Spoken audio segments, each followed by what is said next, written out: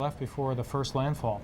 No, it's going to go through the northern leeward group tonight, certainly well before midnight, I think, a little before midnight anyway.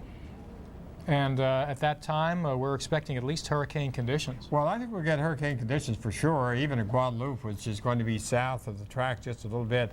But up around Antigua and St. Kitts, it's going to be stronger winds than that. Maybe something like that coming through possibly the Guadalupe Passage. It may not, the eye wall, if there is one at that time, may not be hampered by too many land masses at all. No, those islands are small enough, Mike, so I don't think that they will have much effect on the hurricane one way or the other. So that's overnight tonight. We have Barbuda, Antigua, St. Kitts, St. Bart's up in that area.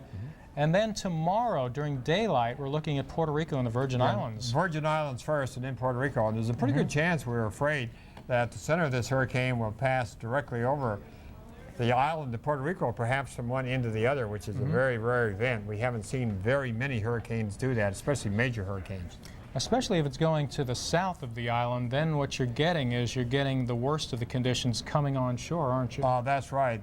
Just to the south or right over it would be the two worst scenarios. Some weakening likely if it came right over it, especially if it experiences the landmass of Hispaniola after that. Well, Hispaniola is a very large island, and that definitely would cause it to weaken. A lot of hurricanes have been pretty well torn up over the island of Hispaniola.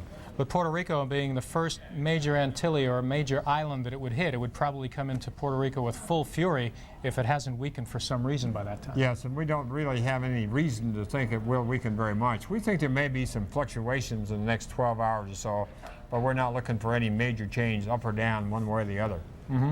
So this butterfly-shaped island of Guadalupe probably gets in the south side of the most intense conditions tonight and gets hurricane force conditions for a while. Correct. The winds there are already coming in out of the northwest, and that's a pretty good indication to us that the center is going to pass just to the north of there, and that's verified by the position that we're getting from the reconnaissance aircraft as well.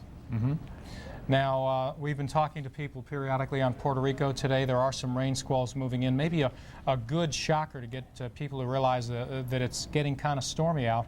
But the hurricane center is back, well, a little further south of there, and will be moving that way tomorrow. But conditions can deteriorate very rapidly. Our tropical expert, John Hope. This is a dangerous storm. It's going to be hitting some of the Leeward Islands tonight with most of its fury, and then tomorrow the danger in the U.S. possessions, the Virgin Islands and Puerto Rico. You'll want to stay tuned. When you can't be on